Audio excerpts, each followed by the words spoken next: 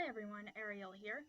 Today we're going to be discussing the direction of the channel, a couple of updates on things that I've got going on, and then we are going to dive into a discussion that I have prepared to talk about in light of the changes with the channel. So let's start with the changes to the channel.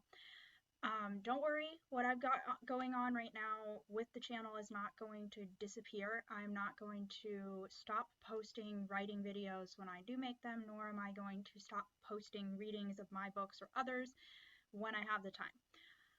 Instead, the approach that I want to take is actually a broadening of the channel. So for those of you who have been watching the channel for a little while now, you already know that most of the content that has been on here for now has been writing related videos, whether it's talking about teaching writing or tips for actual people who are writing, and then book related things.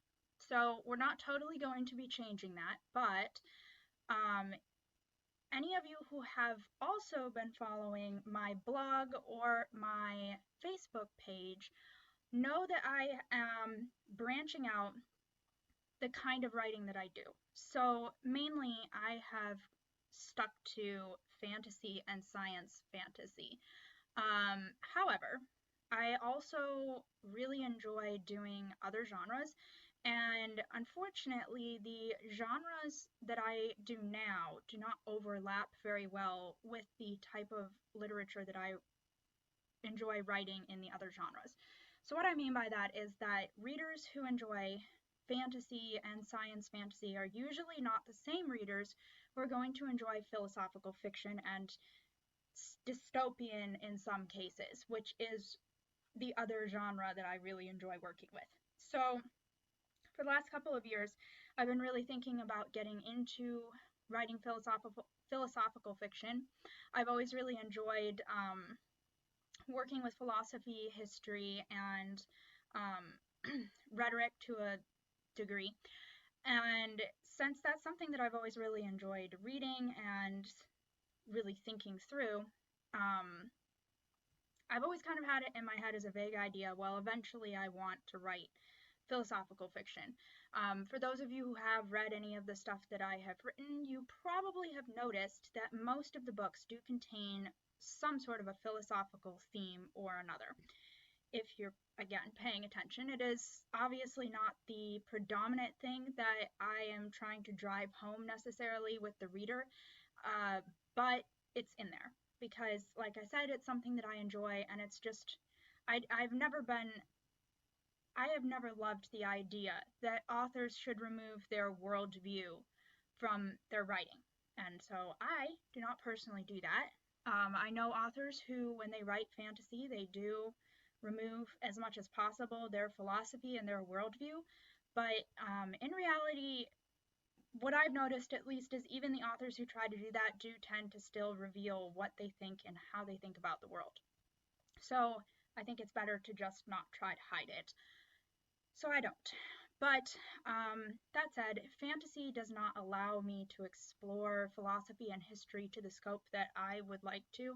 And so I am going to be working in that genre under the pen name Atlas Rose. So I did create a second blog for Atlas Rose. I've been working on that for half a year now, maybe a full year. I'd have to double check the timeline. But essentially, that blog is all about philosophy, history, and politics to a lesser degree. Really only the politics if it's related somehow to philosophy or to history. But sometimes I do post things that are about current events, despite the fact that most of the blog's focus is actually on history.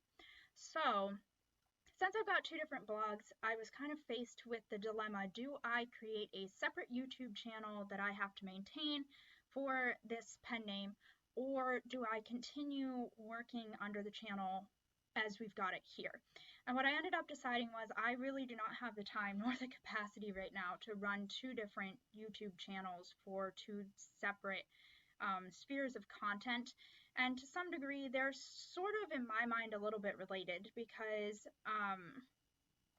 history and being a reader in general of nonfiction and of history really has an impact on how you write. And even when we're writing fantasy, our understanding of actual real life history can really either help us to create a world that feels like it is real as ours is, or hinder us because we don't really understand what history should look like. So, from my perspective, the two of them actually do blend together a lot better than most people would think that they do.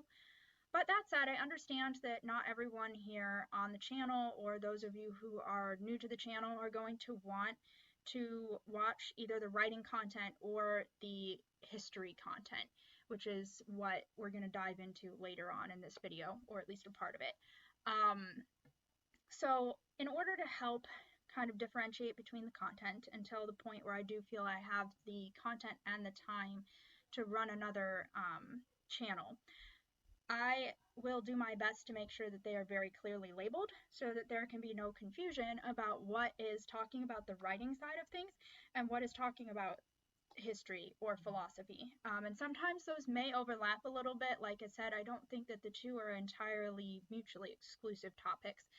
But that said, I will try to make it super clear what content goes with what subject, so that way if it's not something you're interested in, you know up front, so you're not, wasting time on something that you really don't want to watch. That said, I do hope that you guys will at least give this video, the rest of this video, a chance. We are going to be talking about a historical figure today. So a little bit of background on what I really enjoy studying. My particular area of expertise in history is on early American history. So that's colonial through the Revolution and the founding eras. I have a ton of primary sources that I have collected. I absolutely love reading primary sources, anything really from sermons that were published during the time period to autobiographies that people wrote, to journals and personal letters, really pretty much anything I can get my hands on that gives me a up close and personal look at the time period and the people in that time period. What I have found is that most people, when I talk to them about history, I get a couple of comments. Most of the time, the most common one that I get is, wow, I didn't know any of that. Like, that was not in any of my history textbooks. How did you find that out? And that will lead into a discussion usually about primary source reading and the fact that most history textbooks that kids are taught from absolutely suck. I'm sorry, but my background was as a homeschooler, and I had parents who made sure that my history curriculum was well written and engaging, and that it was supplemented with reading a lot of solid historical fiction and primary sources. And so as a result, I really didn't understand why everyone hated history until I got into college and had to take a college level history course, at which point I suddenly realized why everyone hated it so much. Because somehow the textbooks always managed to take the most interesting pieces of history and make them so dull that even the biggest history buff could probably fall asleep to it. So that was kind of eye-opening and helped me to understand why it is that, number one, people hate history so much, and number two, why it is that so many people that I interact with just don't know this stuff. And the reason that they don't know is because the history textbooks are not teaching it. Most of the history textbooks focus on the main events and the timeline. They do not talk about the philosophy that ended up leading into the events. They do not talk oftentimes about anything more than superficial facts about the people who led those events. And in many cases, modern day history books in the schools are actually going off of the 1619 Project and Howard Zinn's People's History of America. And unfortunately, both of those books are spinning history in a way that is less than accurate. It does not meet the academic standards for really like sourcing things. It's not, People's History of America in particular, is really bad about plagiarizing, and most of the plagiarizing came from fellow radicals that Zinn was aware of or had read pieces from, and many times was close associates with, up until the point that they discovered he plagiarized, in which case some of them, understandably, were not too thrilled. But the scholarship there is just absolutely shoddy. And then when it comes to the 1619 project, a lot of people don't know this, but the woman who wrote it was actually told by multiple scholars within the historical community, scholars who specifically studied the periods of history that she was writing about, that her narrative did not fit the primary sources, that her narrative did not fit any of the evidence that we had, and that, in fact, many of the facts that she used were actually just straight up wrong. So, why is it then that we use this in the schools so often? Why is it that people, tout this as being historically accurate? Probably because most people are not reading the primary sources. Most people never hear about the fact that there were objections to both of these major or heavily used works, and they don't realize that they're just straight up inaccurate, and in the case of Zinn, almost word for word in some cases, Russian propaganda. Like, if you look at what was coming out about the United States out of Russia at the time, the two are shockingly similar. Not so shockingly, though, if you understand that Zinn was a communist radical and well associated with the communist movement in the US, so it kind of makes more sense if you think about it from that perspective. However, we are not here, obviously, to talk about Zinn today. That is not the particular history lesson that I want to focus on. It's just sort of background to explain why it is that so many people don't know any of this stuff. It's because a lot of the people that I'm going to be discussing in the future on this channel are directly opposed to the narrative that the mainstream wants to tell. These people are, in many cases, pastors. They were heavily involved in the shaping of rhetoric and philosophy within America and the colonies before the war happened, and many of them were directly involved in some way or another with the war, or else were indirectly involved because the founders were well acquainted with their writings, which helped to establish a lot of the rhetoric surrounding freedom and man's natural rights and equality that the founders would later pick up on. However, they're completely removed from the narrative because they're pastors. Many of them were heavily involved in the religious scene in one way or another. They had training as pastors. They were actively pastors, and they were part of a broader movement, yes, but oftentimes they were the forerunners. And if you look at the historical sources, and we're going to talk about a bit of this in a minute when we get into the discussion on John Wise, the pastor that we're going to be discussing today, but many of them were actually directly targeted by the British, especially during the Revolution, because they were the problem. For Britain, the pastors were the problem because they were the ones that were pushing a freedom-based, natural rights, equality-based view of government, this view of government that it was by the people, not a sovereign essentially running everything over, tyrannizing basically the people that he was responsible for. So with that little introduction out of the way, we are going to go ahead and jump into the material. As I said, we're going to be talking about John Wise. He lived from 1652 to 1725, so well before the Declaration of Independence and the Revolutionary War occurred, but he is known as the father of American independence because of the impact that he had on the Revolutionary War movement and the philosophy and the rhetoric that came into play with that, as well as what came out of it afterwards. So a little bit of background on John Wise. He was born in Roxbury, Massachusetts. He did serve as a Congregationalist minister in Ipswich, Massachusetts. He was a graduate from Harvard, and he was a famous wrestler in his region. A fun little story about that is later on in his life, after he had retired from wrestling already, he was serving as a pastor, and he was getting on in years. he actually had another wrestler who had become famous in the region come and challenge him to a wrestling match. And initially, Wise didn't want to do it.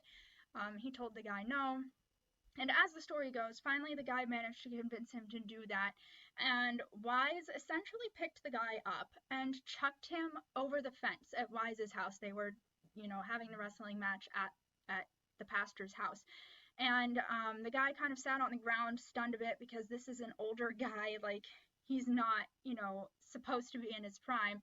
And here he is fighting, a young wrestler who is in his prime. And he's just tossed him over the fence. So the younger wrestler is sitting there on the ground, dazed for a few minutes, kind of gets up, brushes himself off, and then looks at Wise and basically asks him, Reverend, could you throw my horse over too? So he was well known in the region for being a really skilled wrestler. So why is it that Wise was so much of an impact on the narrative, especially as we get into the Revolutionary War rhetoric and the founding fathers pulling from his work? Well, the first reason was his history of clashing with tyrannical authority. So specifically, we had a clash with Edmund Andros. Now, Edmund Andros was appointed by the king at the time as governor of New England. He was extremely power hungry and, from all accounts, really just ran roughshod over the region. He levied taxes at the king's command without consent of the governing body. Now, if you study the history of the colonies, you would know that many of the colonies had, well, all of the colonies had some sort of a charter that was established with the king or with prior kings when they were initially established. And one of the provisions in these charters was that each of the colonies had their own legislative body, and that things that the governor that the king appointed wanted to do had to go through those governing bodies. So they could not just do whatever they wanted. They were supposed to go through the legislative body. Well, Andros didn't like that, and neither did the king, for obvious reasons, because that meant that they had to have representation the same way as citizens in England had representation through the parliament. So Wise got involved in this fight.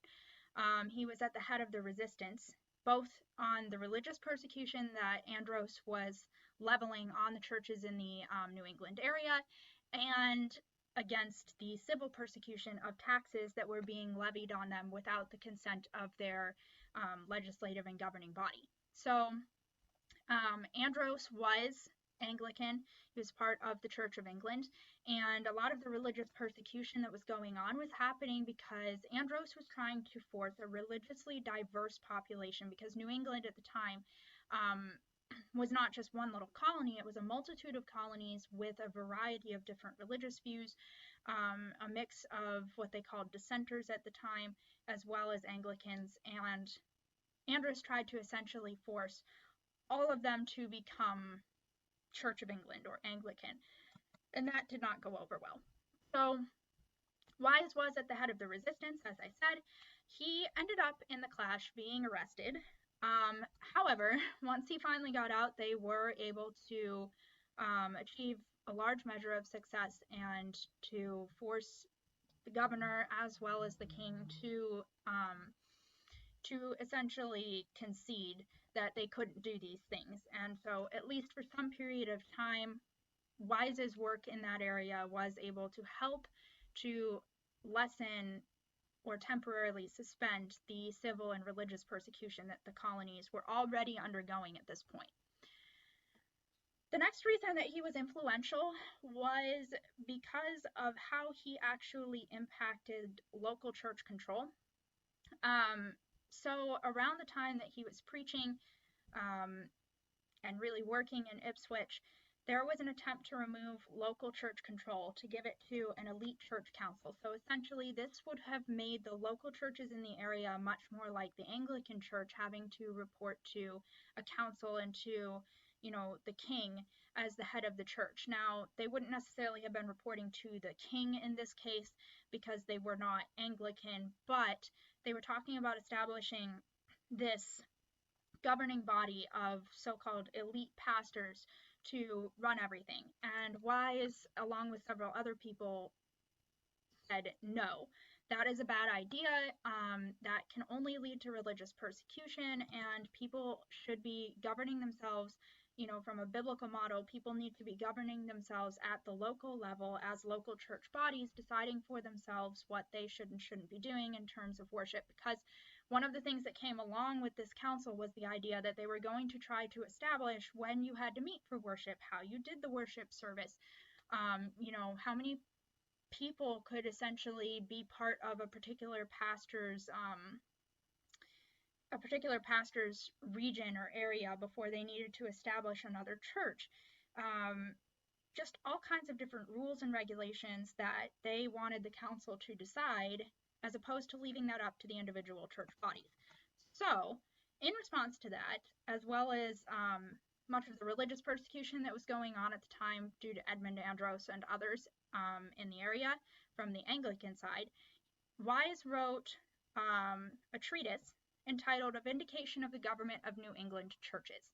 And that treatise was largely responsible for defeating the movement to give local church control over to an elite church council, and also ended up establishing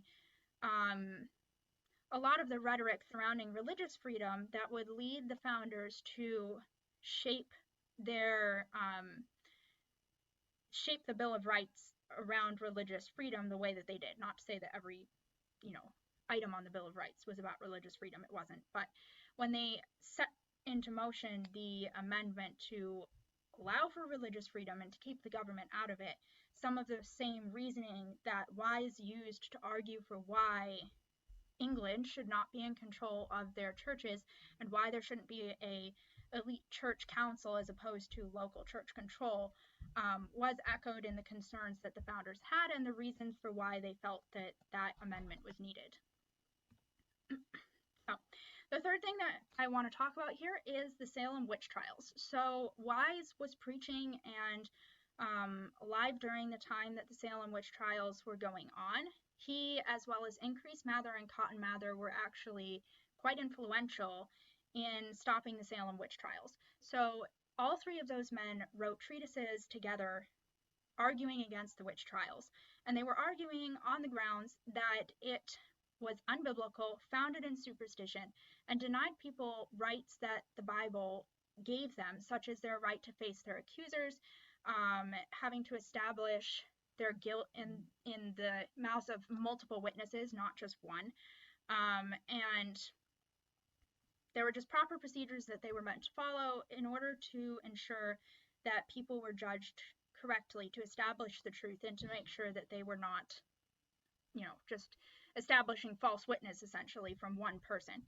And all of those were being suspended at the time of the Salem witch trials. It was a horrible abuse of human rights, which Wise, Increase, and Cotton Mather both, all of them realized that, and they stepped up along with other pastors, but they were the most well-known pastors to do so, stepped up to the civil authorities, who were the ones who were leading the whole entire witch hunt, essentially, and said, you can't do this, this is wrong, this is unacceptable, and as good Christian men, it is your responsibility to do what is right, and this isn't right. I do want to take a moment here to examine the Salem witch trials in perspective. So in America, the Salem witch trials lasted a total of 18 months. There were 27 to 28 people dead before it ended. Obviously, every single one of those deaths is a tragedy, but we do need to put this in perspective. So America was not the only one that ran witch trials. Europe did as well. And in the European witch trials, it actually spanned several decades and killed around 500,000 people. That is a lot more than just 27 to 28 people who actually died. There were a lot more people than just 27 to 28 people who were accused during the Salem witch trials, and plenty more people accused than the 500,000 who died in the European witch trials. But that's a pretty significant difference. To give you a breakdown on it, Germany's witch trials were approximately 100,000 people, roughly, that died out of that 500,000. England was about 50,000, and France was approximately 75,000. We really don't know exactly how many France actually had in terms of deaths due to this because they did not keep good records. It was really a mess in terms of how they required reporting. So as we're putting it in perspective, what was really the difference there? Because we kind of need to examine that. There's a pretty big, gap between 500,000 people dead over several decades in Europe and only 27, 28 people dead in 18 months in America. So what caused that difference? Well, the main thing that caused the difference was actually ministers who were grounded in scriptural principles and were not basically in cahoots with the government. So in America, even early on before the revolution happened, there was some separation of church and state. And by that, I do not mean what modern day people mean in that, faith in Christianity, specifically Christianity, if we're being honest, is not to be any part whatsoever of government. That is what people use separation of church and state to mean today. That is actually not what the founders meant by it. It is not what was meant by it during Wise's time either. Separating church and state at the time of the founders and during Wise's time simply meant that you did not have a state church. It didn't mean that Christian men could not be involved in government. In fact, we have plenty of evidence to say that that's not true,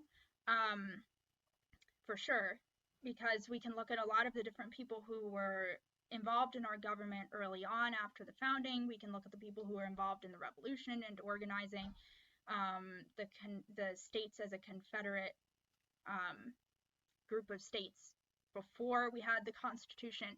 And we can look at the people who were leading things before anything happened with the revolution, and we can say that that is clearly not the case. But what it did mean is that essentially civil authority had its sphere of authority, and the church had its sphere of authority, and the two of them were not allowed to cross. That was not the case in Europe. In Europe, the church was heavily involved with the government. They were heavily intertwined, and they were constantly up in each other's spheres of authority and business. There was practically no difference, more or less, especially if you look at, you've got England and Germany and France. Definitely, there was not that separation between the civil and the church authorities. And so oftentimes the civil authorities, they handed all control of these procedures for their witch hunts over to the church, and the church was the one who was running it, unfortunately. In America, it was actually the reverse. It was not the church that was running it. It was the civil authorities mainly who were doing the prosecution and the trials and doing all of these crazy superstitious things to try to determine if someone was or was not a witch. Things like, drowning them essentially and seeing whether or not, if they didn't drown, okay, great, you're not a witch. But, at that point, did it really help you to establish that? No, because they're still dead. However, that said, because there was that separation between church and state at the time, the religious authorities were able to stand up to the civil authorities and say, this is wrong. And that is exactly what Wise, Increase Mather, and Cotton Mather ended up doing. And so they stood up to them and they refused to back what the scriptures denounced. Realistically, the difference, if we're going to look at it from a philosophical perspective, was a strong belief in biblical standards. And like we said, the separation of civil and religious authorities' spheres of power. They had a strong grounding in scriptural principles, especially in this particular region of the colonies at the time. They had the background or the foundation of what the Pilgrims had set for them. And if you look back at many of the primary source documents, you can really see that the Pilgrims grounded everything that they were doing. They were grounding it in scripture, in actual verses, not just the ideas of it, as opposed to the southern colonies like Virginia, Georgia. They were much more heavily Anglican, and one of the primary characteristics of the Anglican Church at the time was that they relied on the priests to tell them everything. They didn't really read scripture for themselves. So while they had some Christian principles, they did not have the strong foundation of scripture to say, this is wrong. Instead, they relied on the priests to tell them what was right and what was wrong. And if your priests are agreeing with all of the stuff that is going on, regardless of how morally reprehensible it is, then you're not going to have the people disagreeing with that because they don't know any better. They're just listening to whatever their religious leaders have told them to believe. And that's not to say that every Anglican at the time was like that, for sure. There are certainly exceptions to every rule, but that said, generally speaking, the Anglican Church did not promote a heavily scripturally founded belief system. It was more general principles, general ideas, and then whatever your priest told you. So because of that difference, then, you had Wise and both Increase and Cotton Mather coming from more of that Pilgrim Puritan tradition where things were grounded heavily on the Bible and on scripture, not just on what a priest said or, tradition. So they were then able to bring that into the argument when they went to civil authorities and say, you can't do this because the Bible requires that you offer people the right to face their accuser, that there is scriptural basis for saying, you need to have a fair trial, that you have to establish the facts, and you cannot just accept the word of one person to say that this is true or not true. You need actual evidence. And then that the person needs to be tried fairly and that they can't just be condemned. The punishment ought to fit the crime.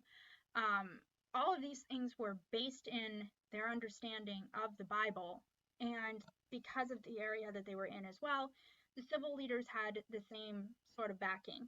And so because of that, Wise, Increase, and Cotton Mather were able to have that influence to stop the Salem witch trials before they were able to span several decades like Europe's had and kill thousands upon thousands of people. So moving on, we're going to take a look at how Wise gained the title that he did and being known as the father of American independence. So we're going to talk about how did he impact the Declaration of Independence. So first of all, we want to discuss the fact that the language of the Declaration actually did borrow pretty heavily from Wise. Wise's treatise, A Vindication of the Government of New England Churches, actually contained a lot of language that established similar principles of man's natural state as being free, that man is equal, the idea of personal liberty and equality, a lot of those things that he espoused in his treatise on both civil and church government was the language of freedom. It was ideas that were in circulation, certainly, by the time that the Declaration of Independence was being written. People knew about Wise's sermons.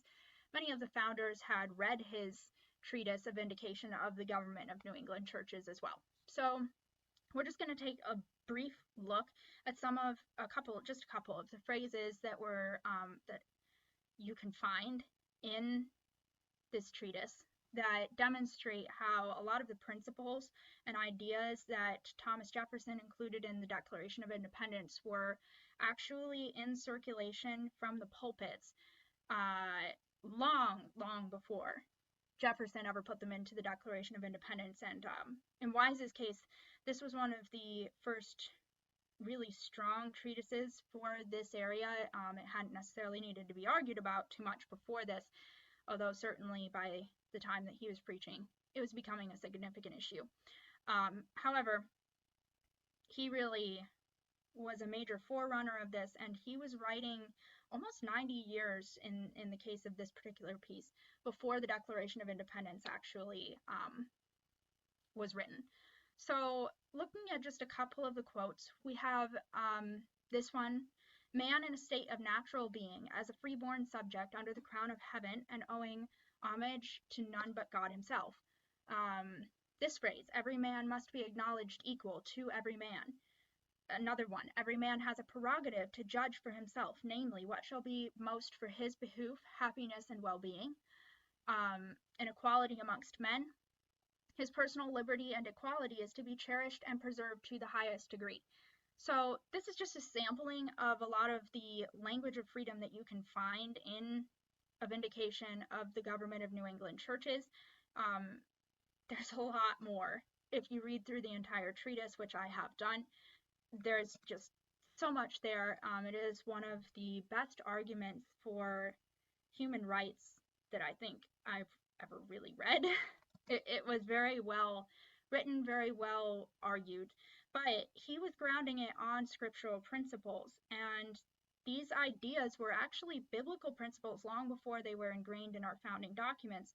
And obviously, Wise as a pastor was well versed in those ideas, but he wasn't the only one. Many of the founders were also well versed in that, as well as Enlightenment thinking. You look at John Locke and some others who really helped to shape this rhetoric, but they get a lot of the attention because they were secular individuals in many cases that were pushing these things.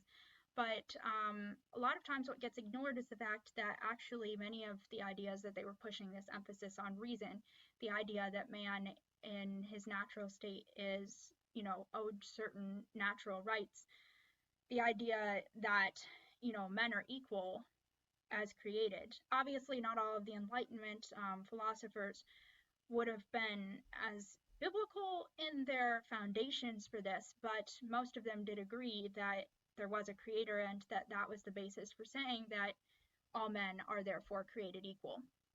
So if you really look at some of the things that these individuals were espousing that we do know about and study in the mainstream, the ideas were not entirely new. Many of the ideas were definitely being taught from the pulpit well before the Declaration of Independence and Enlightenment philosophy came around. All right, so in conclusion, to recap, as we discussed, Wise was preaching principles of the Revolution almost 90 years prior. He was just one of the brave men in the pulpit who stood for liberty. There were many, many others who also stood for liberty in the pulpit and stood on biblical principles when doing so. His legacy did continue into the Revolutionary War. As I said, his works were widely circulated and well known, and many of the founders had read them, if not all of them. He, along with others, actually, their works were circulated intentionally by the founders and were things that they passed around and looked over and considered as they were trying to formulate their ideas on how should we structure this government in order to provide for that pursuit of one's own liberty and happiness that we just heard Wise talking about. So he was definitely very influential in terms of shaping the rhetoric in the years leading up to the revolution, even long after he died, because he did write those treatises down. They were not just things he preached from his pulpit. They were things that were circulated in England as well. He was not well liked over in England as a result. But that was his legacy, that the founders and the others who came after him leading up to the founding era were to pick up on this refrain of freedom that we find in his writings and really continue to carry it forward, taking the biblical tradition of liberty and the rights of man as a rational being forward into the whole entire 90 years or so leading into the actual revolution. So here I did include a list of works that I pulled from in order to put together this lesson. You can find them at the, these don't obviously have any links, but you can find most of these online. Not all of them are available online, but most of them are available that way in a digital format. I highly, highly recommend to any of you who are interested in studying this particular individual further, or just in studying American history in general, that you look at two things. First, WallBuilders and David Barton. and I will give a little aside about that in a second. The other place that I would highly recommend going is to the primary sources themselves. I know a lot of people look at the primary sources and think, I can't read that. That's just so difficult. Guys, it's not. It really, it isn't. They're honestly not that hard to read. I was surprised when I first started getting into it because I personally also kind of had the opinion that, oh, this is going to be so hard to get through. And some of them are difficult to get through because the ideas really require you to mull over them and think, and sometimes the individual writing style is not always super clear. But the vocabulary, generally speaking, is not that difficult. If you have a good dictionary on hand, you will most certainly be able to work through it, and it is well worth the while. Wise is also not one of the harder ones to understand, so he is a good place to start.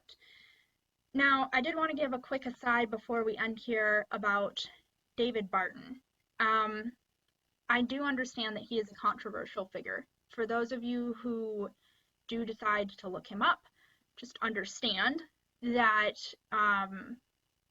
a lot of stuff has been circulated about how he is not, how he's spun the narrative and how he doesn't tell the facts or doesn't tell the truth.